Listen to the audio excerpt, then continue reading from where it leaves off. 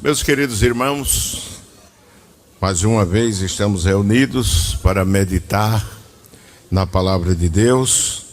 Estamos falando sobre uma das igrejas da Ásia, a quem foi endereçada a carta do Senhor, a igreja de Éfeso, que é a igreja que perdeu o seu primeiro amor. Quero convidá-los a abrirem as Bíblias em Apocalipse capítulo 2, versículo 1 em diante. Nós lemos assim: escreve ao anjo da igreja que está em Éfeso, isto diz aquele que tem na sua destra as 7 estrelas, que anda no meio dos 7 castiçais de ouro. Eu sei as tuas obras e o teu trabalho e a tua paciência, e que não podes sofrer os maus, e puseste à prova os que dizem ser apóstolos e o não são, e tu os achaste mentirosos. E sofreste e tens paciência, e trabalhaste pelo meu nome e não te cansaste. Tenho, porém, contra ti que deixaste a tua primeira caridade. Lembra-te, pois, de onde caíste, e arrepende-te, e pratica as primeiras obras. Quando não, brevemente a ti virei e tirarei do teu lugar o teu castiçal, se não te arrependeres. Tens, porém, isto, que aborreces as obras dos nicolaítas, as quais eu também aborreço. Quem tem ouvidos, ouça o que o Espírito diz às igrejas. Ao que vencer, dar-lhe-ei a comer da árvore da vida que está no meio do paraíso de Deus. Amém? Meus amados irmãos, esta carta nós estamos meditando sobre a igreja de Éfeso, cidade que era um centro na Ásia Menor e que também se transformou em um centro missionário, de onde foi difundida a mensagem do Evangelho de Cristo. O apóstolo São Paulo, estratégico como ele era, transformou Éfeso em uma base missionária. E a partir dali, o Evangelho foi ouvido em todas aquelas cidades que circundavam a cidade de Éfeso. Nós, em estudos anteriores, em cultos anteriores, já estivemos falando sobre a importância da cidade de Éfeso. Também falamos da forma como a igreja em Éfeso foi fundada pelo apóstolo São Paulo. Não é isso, que esteve em um período curto, deixando ali um casal, e logo depois veio o Apolo, que fez um trabalho, e ali ele teve um conhecimento pleno do Evangelho através de Aquila e Priscila. Ele, apesar de toda a sua sabedoria e conhecimento, eloquência, faltava-lhe uma experiência mais profunda do Evangelho, e aquele casal, Aquila e Priscila, foram usados por Deus para, de maneira mais profunda, não é isso, fazer conhecido o Evangelho por Apolo. Depois o apóstolo volta em uma outra viagem missionária e encontra ali 12 discípulos que criam no batismo de João, mas ainda não tinham a experiência do batismo com o Espírito Santo.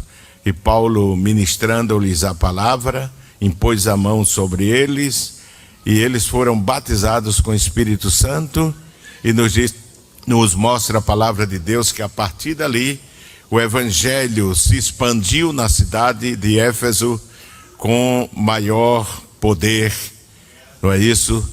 A igreja foi movida pelo Espírito Santo. Enfim, a igreja, a cidade de Éfeso, cidade muito religiosa, ali estava o templo de Ártemis, a Diana dos Efésios, um culto pagão permeado de imoralidade, e isso fazia com que se fizesse resistência à pregação do Evangelho de Cristo. A igreja, não só o apóstolo São Paulo, mas a igreja sofreu muita oposição naquela cidade. Mas, onde o poder do Evangelho chega, Jesus disse: as portas do inferno não prevalecerão contra a minha igreja. Amém? E a igreja, o Evangelho se estabeleceu ali, e nós vemos de que já havia nos últimos dias de Paulo, quando se aproximava a prisão dele, já havia um ministério organizado com presbíteros. No livro de Atos está registrado que Paulo conversa com eles, orienta-os antes de partir para Roma, onde ele sentia que terminaria a sua jornada. Não quero mais entrar em detalhes, só essa apresentação para que os irmãos entendam aonde nós estamos, mas falamos de que a igreja, o Senhor conhece a igreja. O autor da carta, que é o Senhor Jesus Cristo, ele diz que anda no meio, diz o apóstolo, que anda no meio dos 7 candeeiros, que são as 7 igrejas da Ásia, e tem em suas mãos as 7 estrelas, que são os 7 pastores, os pastores de cada igreja, símbolo de proteção, não é isso? E como estrelas que brilham, que levam adiante a pregação do Evangelho de nosso Senhor Jesus Cristo. O Senhor Jesus escreve e diz que eu conheço as tuas obras. E eu disse que esse conhecimento não é um conhecimento que se restringe à visão física, de forma experimental, mas um conhecimento oriundo da onisciência divina. Cristo conhece a igreja. Amém, meus irmãos? Ele conhece mais do que qualquer um outro, e é importante frisar que ele não conhece a igreja como uma instituição coletiva, senão individualmente, cada membro, cada pessoa que serve a Deus. Meus amados irmãos, depois falamos que ele conhecia a igreja de Éfeso. Na verdade, tinha cometido um erro que na carta o Senhor considera uma queda. Eles já não estavam servindo ao Senhor como serviam no início. Haviam perdido o primeiro amor. Apesar de continuar, nós vemos na carta de Éfeso que é possível que uma pessoa, que uma igreja sirva ao Senhor com toda a veemência, com todo o dinamismo, com toda a dedicação, com força, a ponto de exaurir, dizia o Senhor, as suas forças. Uma igreja pode ser zelosa na ortodoxia, mas mesmo assim ter coisas, faltas que desagradam ao Senhor, não é? A ortodoxia, ela é importante, mas ela não é tudo. A igreja precisa servir ao Senhor Jesus com todo o amor. Amém, meus irmãos? E nós veremos isso na continuidade do estudo. Então o Senhor conhece a perseverança em meio às circunstâncias adversas. A igreja sofria, passava por dificuldade, e o Senhor diz: eu conheço a tua paciência. Na versão atualizada está a tua perseverança. A tua perseverança. O Senhor entende de que a igreja, ela é paciente, ela persevera em meio ao sofrimento, não é? Esse termo paciência difere do termo paciência lá do fruto do Espírito, e de outros textos, porque aqui se fala do grego upomone, que quer dizer paciência diante de circunstâncias e de sofrimentos, enquanto paciência nos outros textos, que vem do grego macrotumia, que significa paciência com as demais pessoas. Essa paciência que o Senhor diz que a igreja de Éfeso tinha, era perseverança diante dos sofrimentos e da perseguição. Amém, meus irmãos? Como ele fala aos crentes dispersos, como a palavra de Deus fala aos crentes dispersos de Roma. A carta aos Hebreus, que foi uma epístola, que é a carta anônima do Novo Testamento, mas que foi endereçada aos crentes da diáspora, os crentes dispersos que haviam saído da Palestina, e ela é endereçada a Roma. Capítulo 10 de Hebreus diz assim: não rejeiteis, pois, a vossa confiança, que tem grande e avultado galardão, porque necessitais de paciência, para que depois de haver desfeito a vontade de Deus, possais alcançar a promessa, porque ainda um pouquinho de tempo, e o que há de vir virá e não tardará. Mas o justo viverá da fé, e se ele recuar, a minha alma não tem nele prazer. Amém, meus irmãos? Então diz aqui que a igreja necessitava de paciência. Paciência para resistir diante do sofrimento que tinha que passar. O Senhor, além dessa virtude, a igreja de Éfeso, o Senhor não é injusto. Ele não reconhece somente a queda da igreja, onde a igreja tinha falhado, mas ele reconhece as virtudes daquela igreja. Primeiro, ele reconhece que era uma igreja que tinha paciência, resistência, não é isso? Perseverança no sofrimento. Mas uma outra virtude que o Senhor Jesus reconhece na igreja está no versículo 2 de Apocalipse, capítulo 2. Por favor, abra a sua Bíblia. Capítulo 2, versículo 2 diz: eu sei, repita após mim, eu sei as tuas obras e o teu trabalho e a tua paciência, e que não podes sofrer os maus, e pusestes à prova os que dizem ser apóstolos e o não são, e tu os achaste mentirosos. Então vejam, antes do Senhor focar diretamente a fraqueza da igreja de Éfeso, que lhe levou a escrever esta carta, ele reconhece as boas obras da igreja. Primeiro, o trabalho, não é isso? Era uma igreja que trabalhava para o Senhor, que diríamos hoje uma igreja que evangelizava, uma igreja que realizava os trabalhos e que proclamava o nome do Senhor. Depois, a paciência. O Senhor diz: eu conheço tua paciência, que é a perseverança na hora do sofrimento. Mas vem uma terceira virtude, que em outras versões fica mais claro ainda.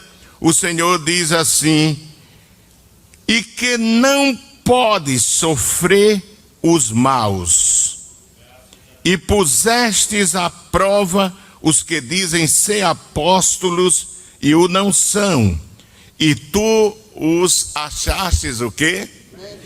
Mentirosos. A igreja de Éfeso possuía intolerância absoluta ao desvio doutrinário. Essa era uma das qualidades da igreja de Éfeso. Ela resistia aos falsos mestres. Ela resistia às falsas doutrinas. Ela resistia aos falsos ensinos. Ela tinha discernimento espiritual para conhecer aqueles que fingiam ser apóstolos do Senhor e não eram. Ela era uma igreja intolerante, absolutamente intolerante ao desvio doutrinário. Por isso o texto diz: e que não pode sofrer os maus, e puseste à prova os que dizem ser apóstolos e não o são, e tu os achastes o quê? Mentirosos. Essa é a versão corrigida. A atualizada diz assim: e que não pode suportar os homens maus, e que pusestes à prova os que a si mesmos se declaram apóstolos e não o são, e os achastes o quê? Mentirosos, não é? Haviam ensinadores que se infiltravam na igreja de Éfeso e que ostentavam o título sem ter a deixa, sem ter a ordem apostólica para sair ao mundo ensinando a igreja. Eles se autopromoviam, como hoje existem muitos que se autopromovem pastor, não é? Eles não saem de uma submissão a um ministério, a uma igreja, a um pastor que preside. Não, eles se auto-intitulam pastores, presidente, e muitas vezes pessoas que saem da igreja com um comportamento que está sendo julgado pela igreja, reprovado pela igreja, e saem e mandam buscar um pastor desordenado lá por outras regiões, e faz uma festa e se autoproclama pastor, e eles consagram eles pastores, e eles começam a abrir salão, alugar salão e dizer que é pastor. Havia uma semelhança àqueles estrangeiros que não tinham sido ordenados pelo ministério da igreja, não tinham recebido a deixa, a autorização, o poder, como a igreja. Nós lemos em Atos dos Apóstolos, a igreja dando a deixa aos missionários, enviando-os, o Espírito Santo enviando através da igreja para realizar um trabalho missionário. Eles iam por sua própria conta. A estes, Jesus diz que a igreja de Éfeso não tolerava, não suportava. A igreja procurava saber sua origem, de onde eles vinham, e descobriam que eles se autodesignavam apóstolos. O verbo suportar diz que não pode suportar os maus, parte B do versículo 2. Isso significa que não tolerava os falsos mestres. Para a igreja de Éfeso era semelhante a aguentar uma carga pesada no seu ministério, os obreiros dessa estirpe, dessa qualidade, o que impede o crescimento espiritual de uma igreja. Os crentes de Éfeso se negavam a tolerar os maus obreiros, não é isso? Os maus obreiros. A igreja de Éfeso havia sido de forma exaustiva, doutrinada, ensinada. Paulo diz que 3 anos com lágrima, ele disse: eu ensinei, eu exortei, tudo que eu tinha que ensinar, eu ensinei a vocês, não é? Esse era o grande conselho de Paulo, que orientava sempre a igreja a fugir daqueles que ensinavam falsa doutrina ou doutrina errada. Às vezes ensina por ignorância e às vezes ensina por perversidade, por ser lobo, por ser maus mesmo, como diz aqui. Veja o conselho que Paulo dá a Filipenses capítulo 3 e o versículo 2. Filipenses capítulo 3 e o versículo 2. O apóstolo diz assim: guardai-vos dos cães, guardai-vos dos maus obreiros, guardai-vos da circuncisão. Amém, meus irmãos? Cuidado era o que o apóstolo queria dizer com os maus obreiros. Eles eram uma carga pesada para a igreja. Seria isto fruto, como eu disse, do ensino que Paulo dera aos presbíteros.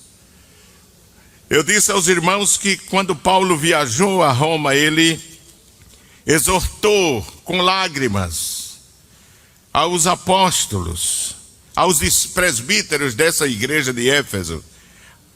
Quem quiser ler Atos 20, versículo 28, está registrado quando Paulo encontra-se em Mileto. Ele manda chamar os presbíteros da igreja, já que ele não podia ir até lá, e ele diz: olhai, pois, por vós e por todo o rebanho, sobre que o Espírito Santo vos constituiu bispo, para apacentardes a igreja de Deus, que ele resgatou com seu próprio sangue. E diz: porque eu sei isto, que depois da minha partida entrarão no meio de vós lobos cruéis, que não perdoarão o rebanho, e que dentre vós mesmos se levantarão homens que falarão coisa perversa para atraírem os discípulos após si, né? Falam coisas tão, que as ovelhas, há um texto lá, um dos profetas menores diz assim: a pomba é facilmente enganada. E a igreja no livro de Cantares é comparada a uma pomba, não é?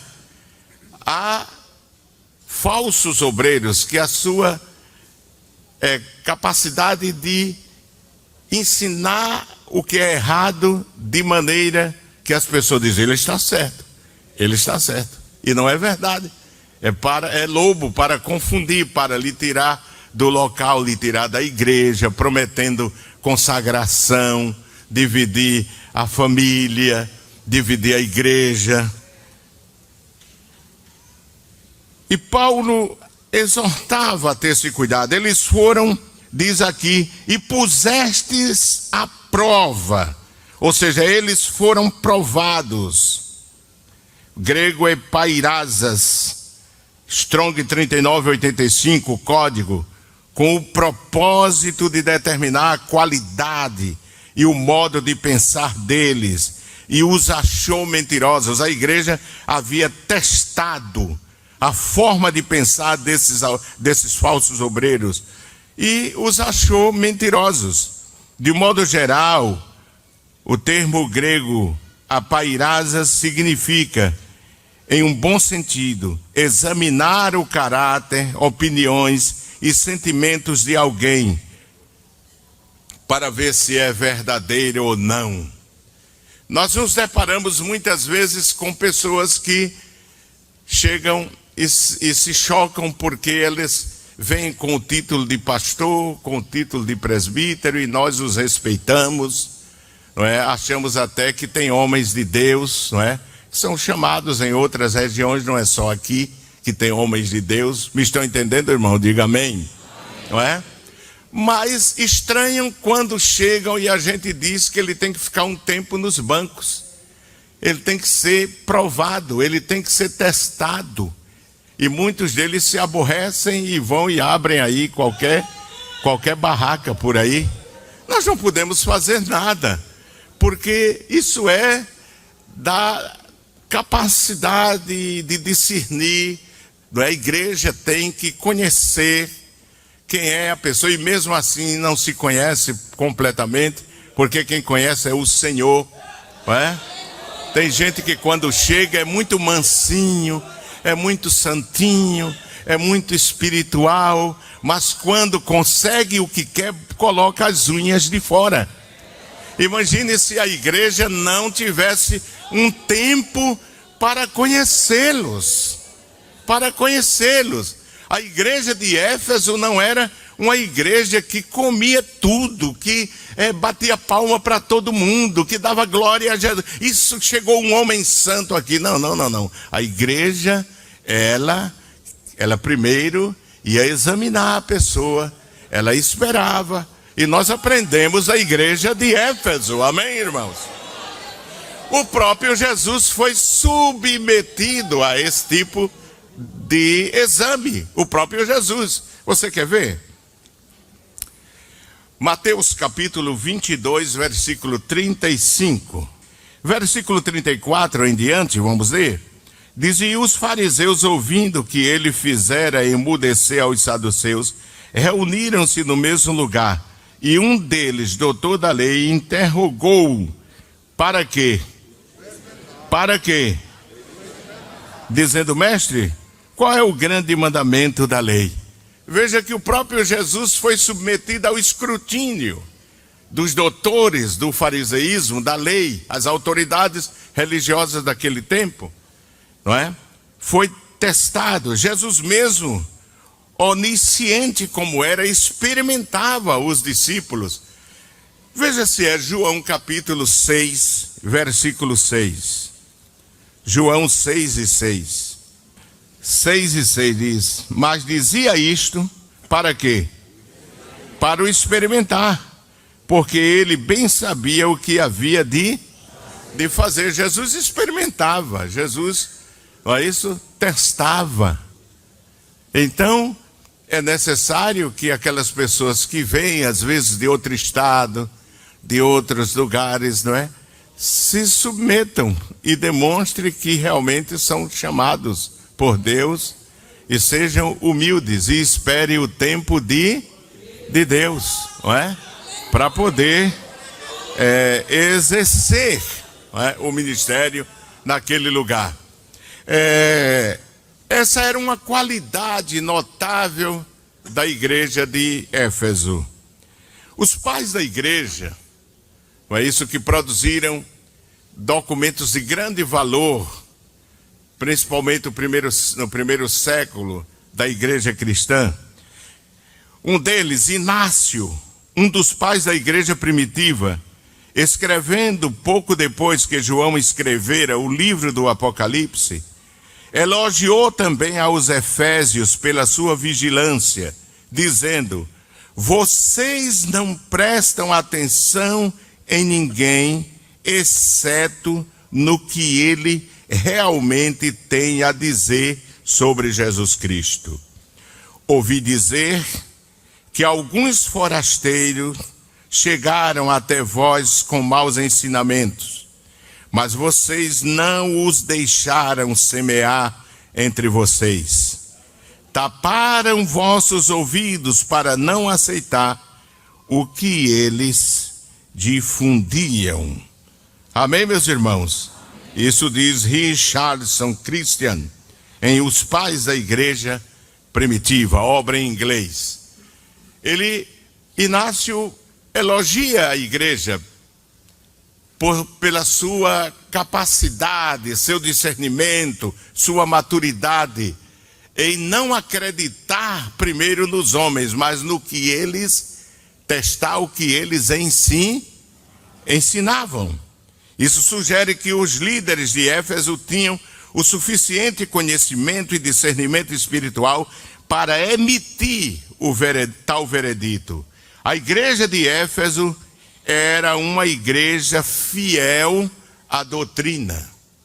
Repita comigo: a igreja de Éfeso era uma igreja fiel à doutrina. Amém. Mesmo cercada por perseguição e atacada por heresias, essa igreja permaneceu firme na palavra, contra todas as ondas de novidade que surgiram no seu tempo. E Jesus advertiu a igreja, em Mateus 7,15, não vamos ler, sobre o cuidado que a igreja deveria ter com os lobos. Paulo já tinha advertido aos presbíteros da igreja de Éfeso, no texto que eu anteriormente li. João aconselha em sua epístola a aprovar os espíritos. Primeira epístola de João, capítulo 4, e versículo 1. Quem encontrou, diga amém. Amém. Diz assim: amados, não creiais em quê? Em todo espírito. Aí não é Espírito Santo, tá? O é minúsculo. Amém, irmãos? Não creiais em todo espírito, mas provai se os espíritos, porque há muitos espíritos, irmão. Há muitos espíritos. Você tem que descobrir com que espírito a pessoa vem. Que espírito está atuando na pessoa. Não é obrigado que seja espírito demoníaco. E, consequentemente, não é o Espírito Santo, que ele não ensina heresia.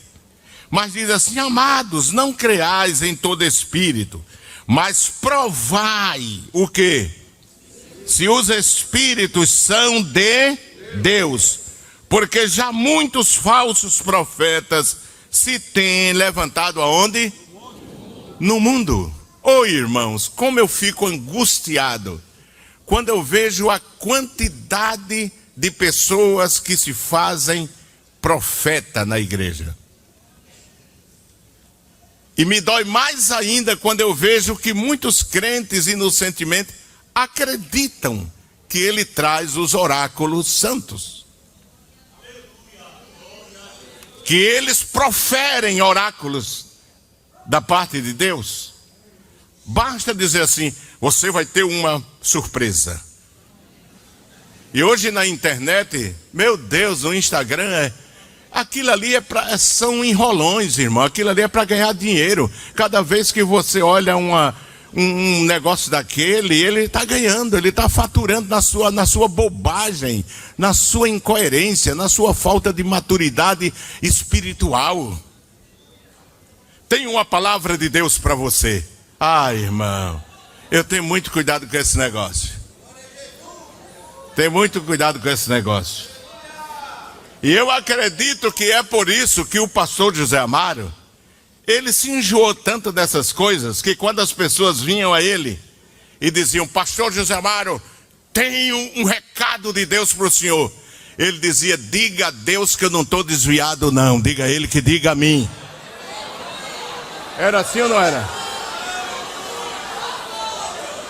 Que, irmão, se a igreja for dar ouvido a toda essa gente que está aí, até pregadores, pessoas de responsabilidade em cima do púlpito, dando profetada, dando palavra de ordem, dizendo hoje aqui não sei o quê. Por quê? Por quê? Porque falta mensagem bíblica, é falta de leitura da Bíblia. É falta de conteúdo bíblico. Aí fica naqueles chavões, o de repente, e não sei o que. Deixa de ser bobo, rapaz.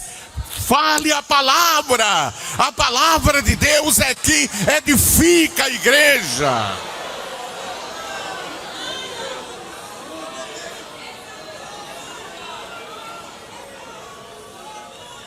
A minha palavra pouca substância tem para a alma, para a edificação da igreja, mas a palavra de Deus tem tudo. A palavra de Deus tem tudo. Diga comigo: a palavra de Deus tem tudo para alimentar a nossa alma e edificar a nossa vida espiritual. Quem dá glória a Deus por isso, irmãos? Amém? Então, o ensino não precisa estar criando êxtase e coisas para impressionar, não, irmão.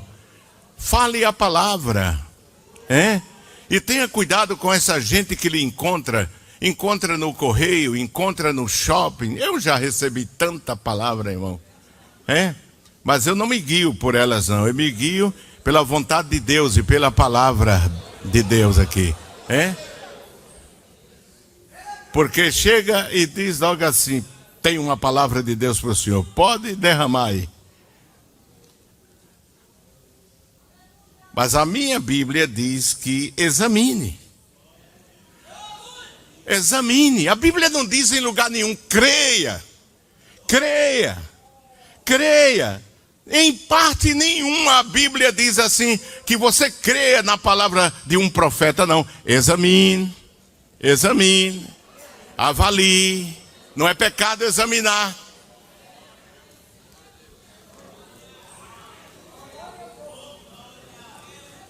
João aconselha ele diz aqui: amados, não creiais em todo espírito.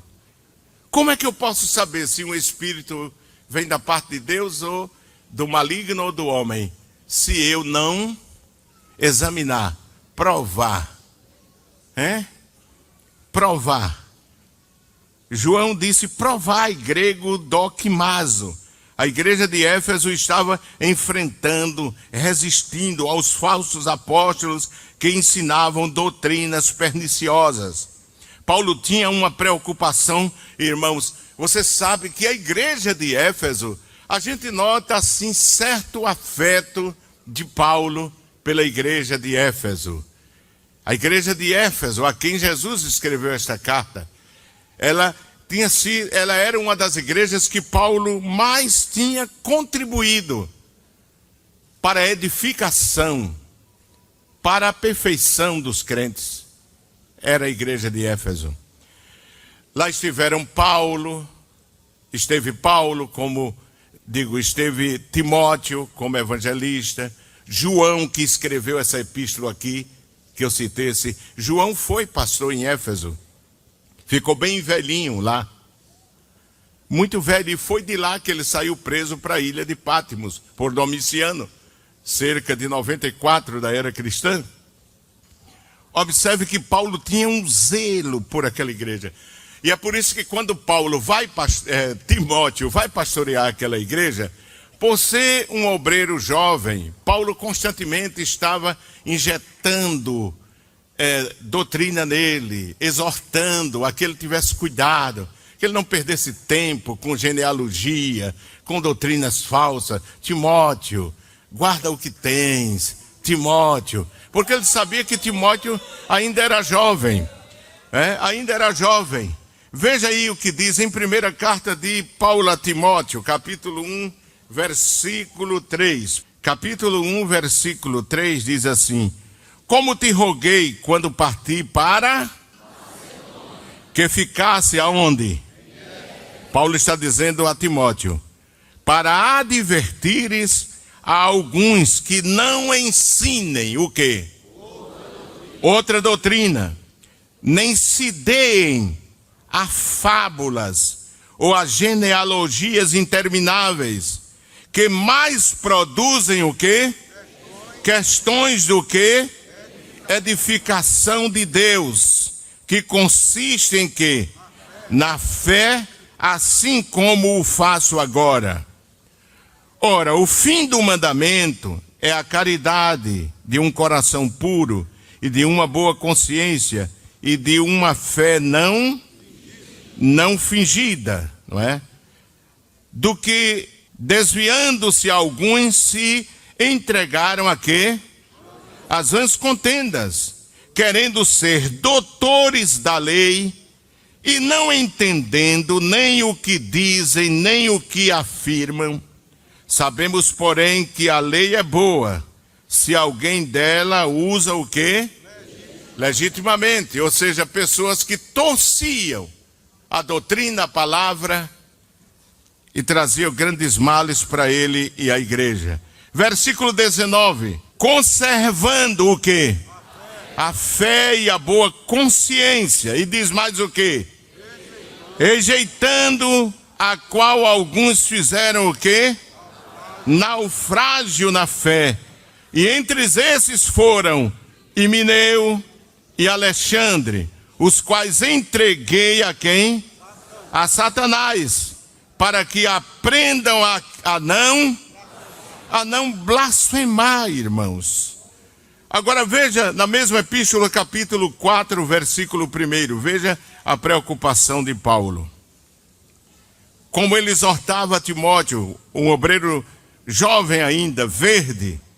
Capítulo 4, versículo 1, 2 e 3 diz: mas o Espírito, Timóteo, expressamente diz que nos últimos tempos apostatarão alguns da fé, dando o quê? Ouvidos a quê? A espíritos enganadores. Por isso João diz, teste, examine, veja que espírito é esse. Espíritos enganadores e a doutrinas de quê? Pela hipocrisia de homens que falam mentiras, tendo cauterizado a sua própria. Ou seja, ensinam para cobrir os seus próprios pecados, proibindo o casamento e ordenando a abstinência dos manjares que Deus criou para os fiéis e para os que conhecem a verdade, a fim de usarem deles com ações de graça. Versículo 16. Paulo outra vez diz a Timóteo: tem cuidado. De quem? De ti mesmo. E de quê? E da doutrina. Persevera nestas coisas. Quais as coisas? Nas que eu te ensino. Persevera nestas coisas, porque fazendo isto, te salvarás tanto a ti mesmo como aos que te ouvem. Eu dizia a um certo jovem no meu birô, onde estava atendendo, eu dizia assim: meu filho, eu tenho certeza que eu comecei a ler livros teológicos mais cedo que você. Eu tenho certeza que na minha juventude eu li mais livros do que você, além da Bíblia. Mas nenhum livro me fez mudar a forma de doutrina que eu recebi dos meus pastores. Nenhum. Ah, porque o teólogo, basta ter um nome americano, inglês ou alemão, e ele diz assim, que me interessa? O crente deve permanecer na forma de doutrina que ele aprendeu, não se mover. E era isso que a igreja de Éfeso fazia. Podia vir de todo lado, brilhando a ouro, cheio de anel, de teologia, de certificado, mas ela não saía da posição que tinha recebido através do ensino que Paulo havia dado, que o apóstolo lhe havia ensinado. Nós estamos vivendo um tempo que temos que ter firmeza na fé, segurança doutrinária, incorrupção na palavra.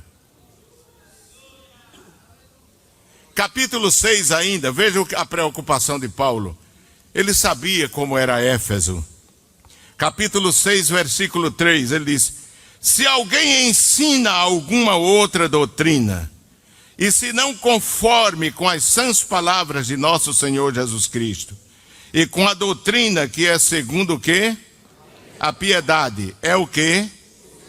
É soberbo e nada sabe, mas delira acerca de questões e contendas das quais nascem invejas, porfias, blasfêmias, ruins suspeitas, contendas de homens corruptos de entendimento e privados da verdade, cuidando que a piedade seja a causa de ganho. Aparta-te de quem?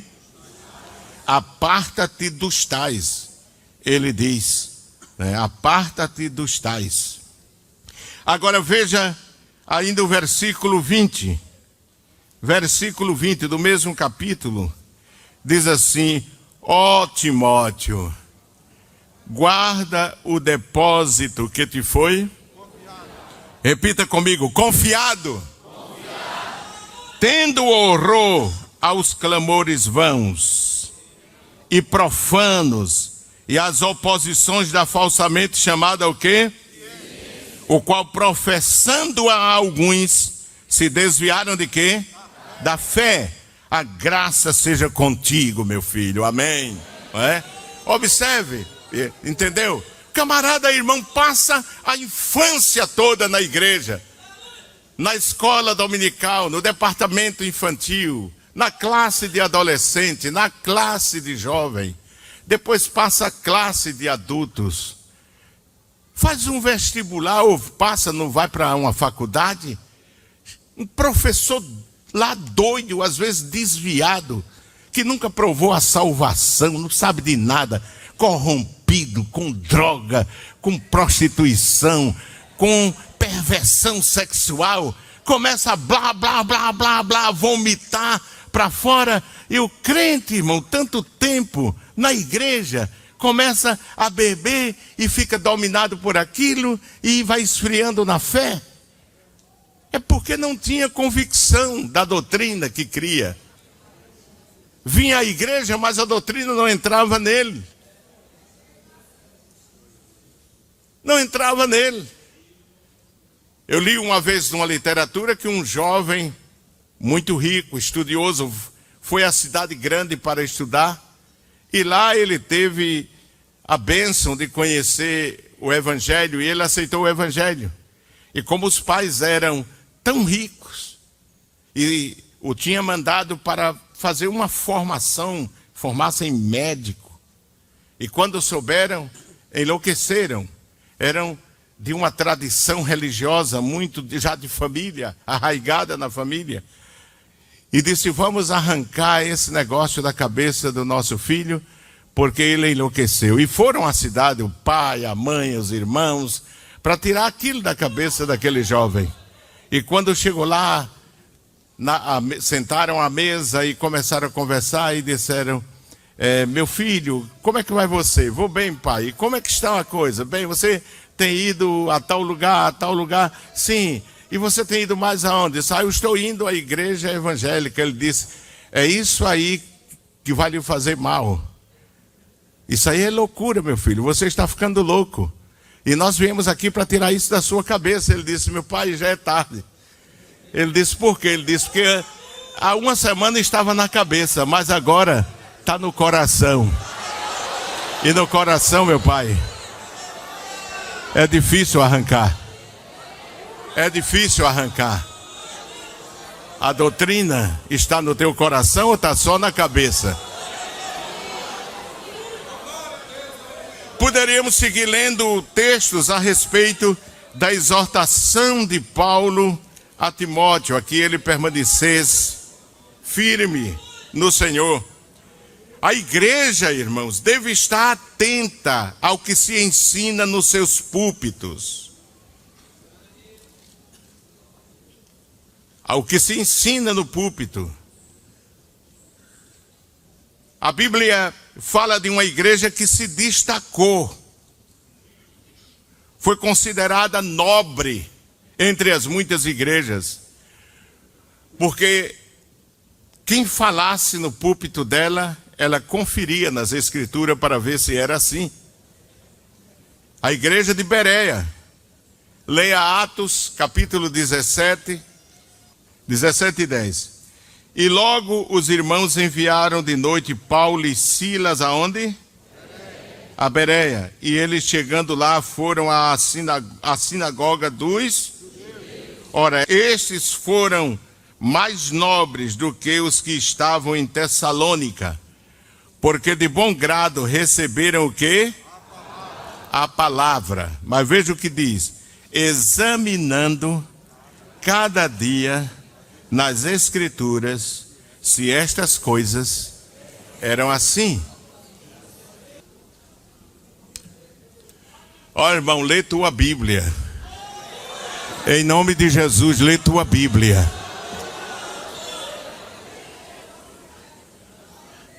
A internet está assim, ó.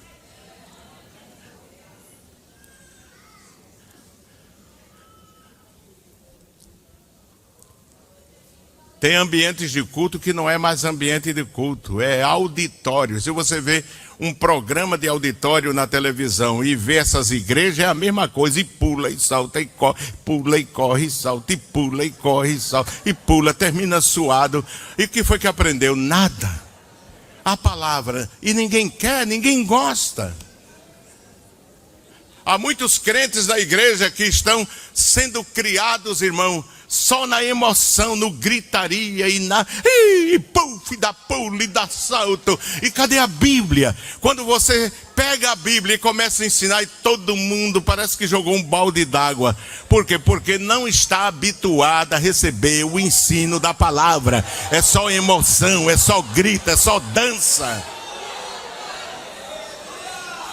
E tem pregador que alimenta isso. E cantor que também alimenta isso. Sim, senhor. Eu não tenho por que alegrar a igreja. Quem alegra a igreja é o Espírito Santo de Deus. Quem alegra a igreja é o Espírito Santo de Deus. Eu não vou estar aqui no microfone, dê glória, dê aleluia. E lá vem um vento por ali passando. Já vai chegando aqui. Você está vendo mesmo, cabra? Você está vendo mesmo? Ou você está mentindo que você não está vendo vento nenhum?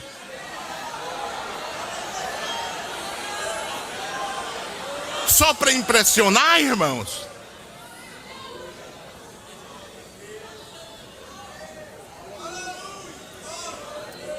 Paulo disse a Timóteo: prega a palavra, Timóteo. Pega, persiste, em tempo e fora de tempo. Prega, prega, prega, prega, Timóteo, a palavra.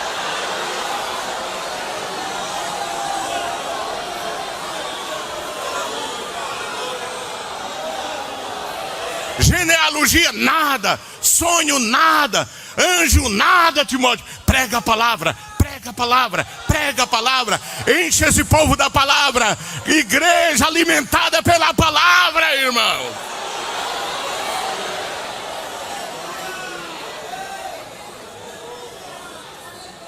Para mim, quando eu prego, quando ensino, tanto faz dar glória como não dá. Eu quero saber, estar convicto de que eu estou fazendo o mandado do Senhor para a minha vida. Eu estou ensinando, eu estou pregando. Dê glória, não dê, eu estou pregando, eu estou ensinando. E a palavra, como bazuca, vai batendo, vai batendo, vai quebrando, vai esmiuçando.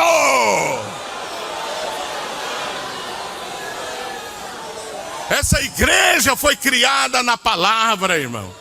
Não foi criada no emocionalismo, não.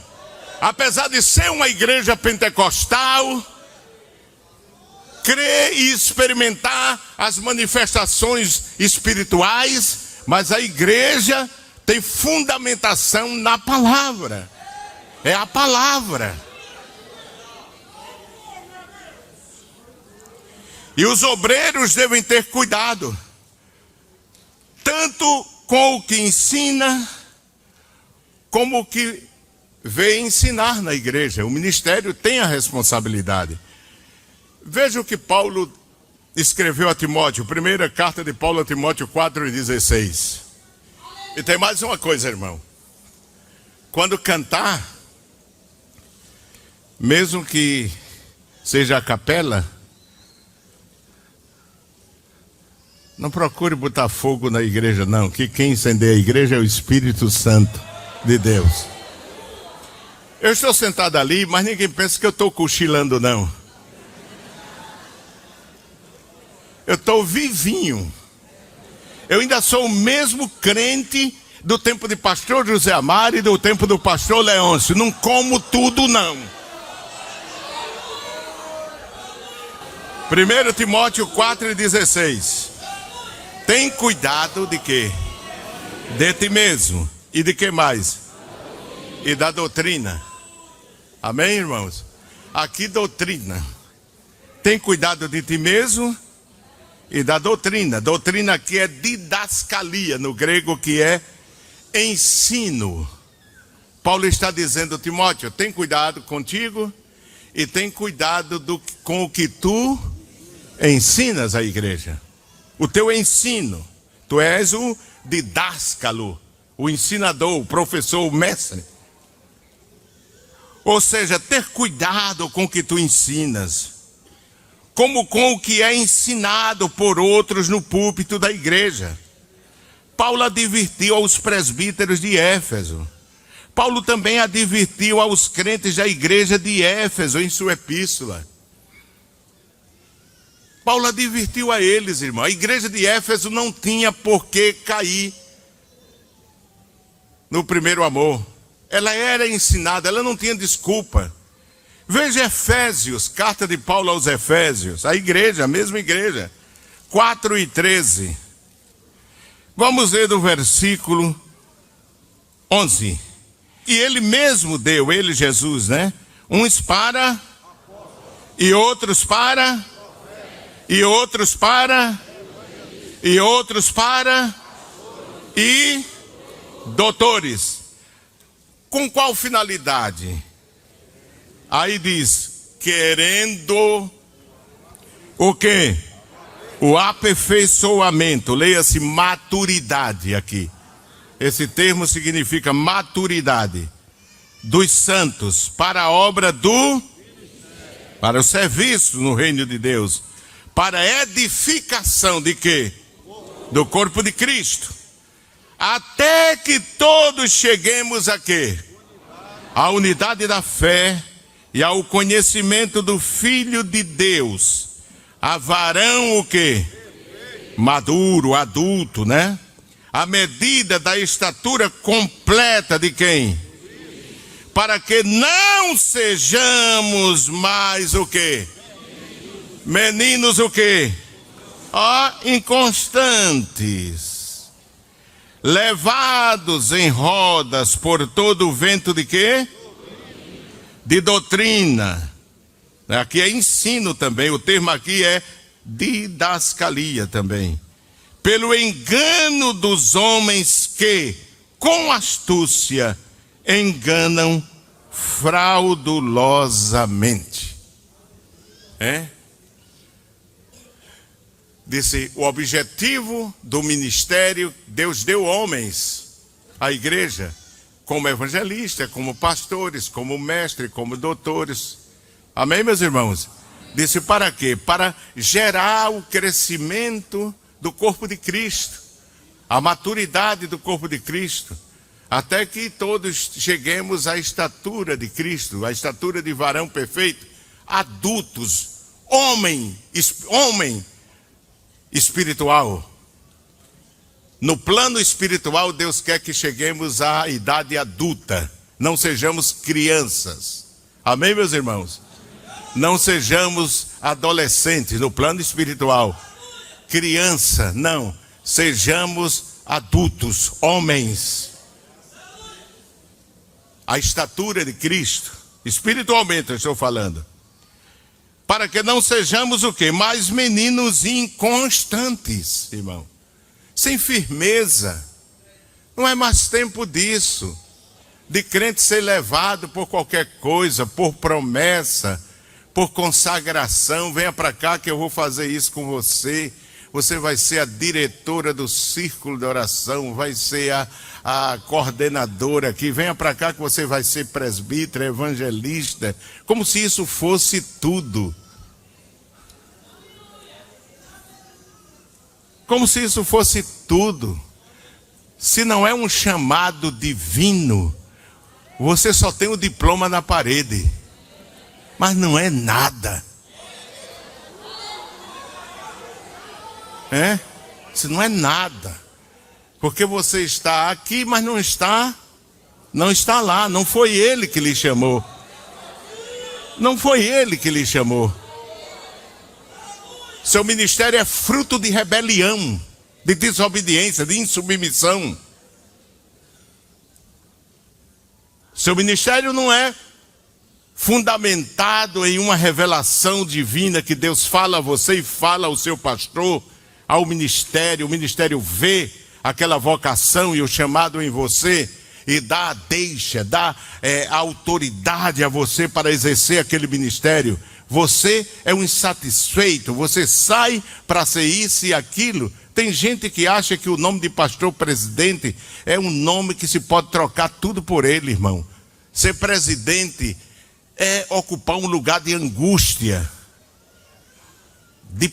para levar pedradas, sofrer calúnias, passar a noite acordado, virar o rosto para o outro lado para chorar, para que nem a esposa veja que você está chorando. Chorar no gabinete e subir o púlpito sorrindo. E quem pensar diferente disso não tem chamada, é invenção.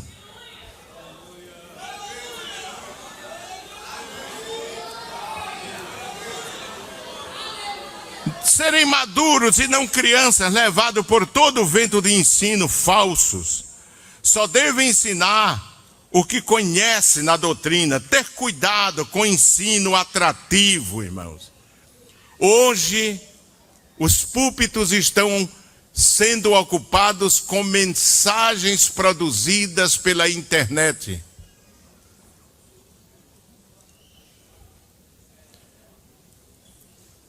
São temas que impressionam, chamam a atenção. Só se deve ensinar o que se conhece e o que se tem convicção.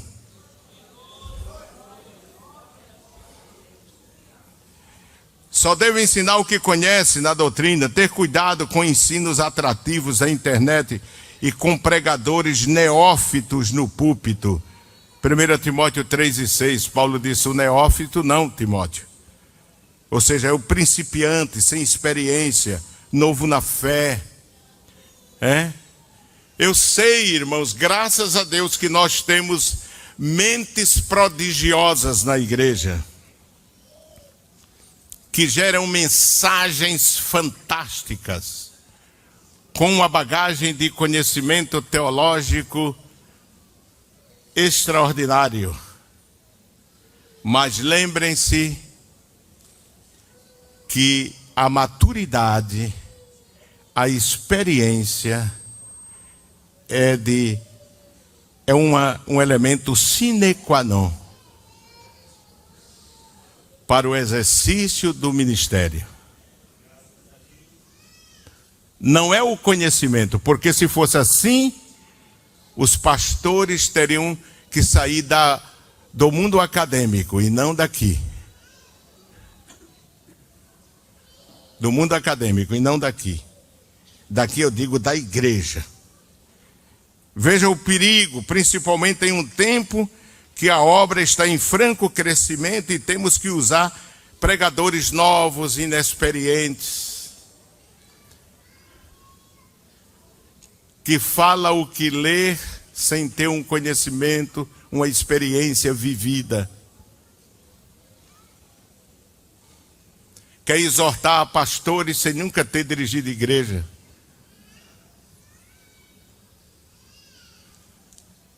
O perigo de ensinar o que não se conhece, não se tem convicção, não tem a experiência ministerial. É como uns líderes religiosos aí que querem ensinar os outros a casar e a ter filho quando eles nem casam nem têm filhos. Eu vou encerrar. Segundo livro dos Reis, só com esse texto. Tá tão bom estar aqui, irmão. Porque Jesus nessa noite tirou para ensinar a igreja, é Ele que ensina. Segundo livro dos Reis. Segundo livro dos Reis, capítulo 4.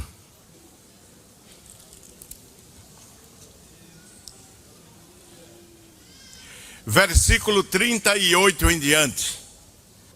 E voltando Eliseu havia fome naquela terra, e os filhos dos profetas estavam na sua presença. E disse ao seu moço, põe a panela grande ao lume e faze um caldo de ervas para os filhos dos profetas. Então um saiu ao campo a apanhar o quê? E achou uma parra brava e colheu dela na sua cheia de coloquíntidas e veio e as cortou na panela do caldo. Por quê? Por quê? Por quê? Não conhecia. Porque não conhecia. Veja o resultado. Assim tiraram de comer para os homens. E sucedeu que, comendo eles daquele caldo, que foi que eles disseram? Clamaram e disseram o quê? Homem de Deus! A morte da panela! É para acordar quem está cochilando. Não puderam comer. Porém ele disse: trazei, pois, o quê? Farinha. E deitou-a na panela e disse: tirai de comer para o povo. Então não havia mal nenhum na panela. O que foi que o profeta colocou na panela? Farinha. Farinha. Farinha é o produto do trigo moído para fazer o pão. E o pão é um símbolo de quê? Da palavra. É a palavra esmiuçada. É o ensino esmiuçado. O que tira veneno, irmão, na panela. Doutrina falsa. É a doutrina, é a exposição da doutrina.